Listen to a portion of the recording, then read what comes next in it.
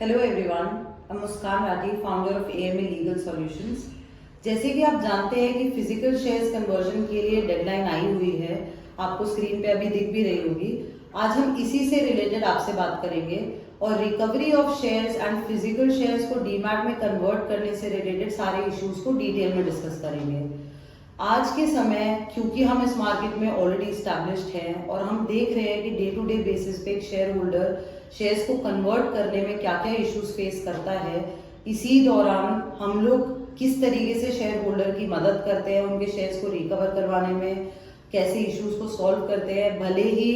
वो ट्रांसमिशन से रिलेटेड हो, डुप्लीकेशन से रिलेटेड हो, आईपीएफ रिकवरी हो या किसी भी तरीके का लीगल मैटर में एक शेयर होल्डर स्टक है, हम हर तरीके से एक शेयर होल्डर की इस चीज में हेल्प करते हैं।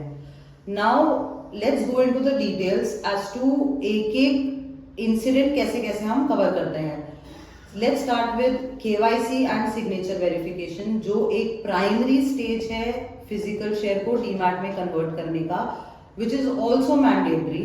सबसे पहले रहता है वो जिसके बिना आप डीमटेरियलाइजेशन की तरफ जा ही नहीं सकते हैं। दूसरा,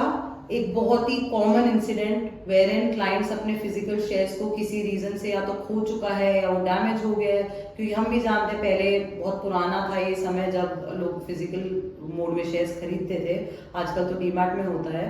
तो इतना लंबे टाइम के दौरान किसी ना किसी तरीके से शेयर्स डैमेज हो ही जाते हैं। इस केस में हम डुप्लीकेशन का प्रोसीजर फॉलो करते हैं, जिसमें मल्टीपल स्टेजेस होते हैं, जैसे एक एफआईआर करवाना जिसके बेसिस पे डुप्लीकेट आप करवा सकते हैं, उसके बाद अपने जितने भी स्टेजेस हैं वो हम फॉलो करते हैं।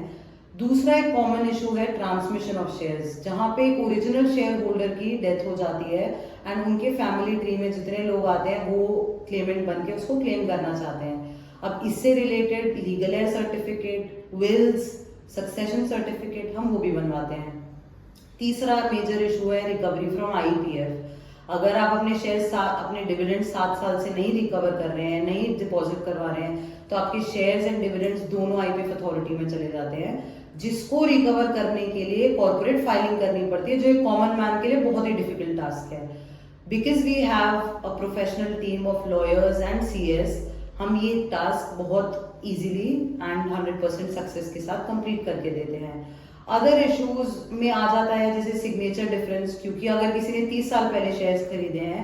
इट इज वेरी कॉमन कि आज के टाइम पे उनके सिग्नेचर्स में थोड़ा सा डिफरेंस आएगा, जिसकी वजह से वो सिग्नेचर मिसमैच इशू बन जाता है, उसको क्लियर करवाना। या और लीगल इश्यूज हमने देखे हैं, जैसे किसी ने शेयर्स ट्रांसफर नहीं करवाए थे फिजिकल, वो आज के टाइम पे नहीं फिजिकल टू फिजिकल ट्रांसफर हो सकते, लेकिन अगर आप हमें अपने पेमेंट का प्रूफ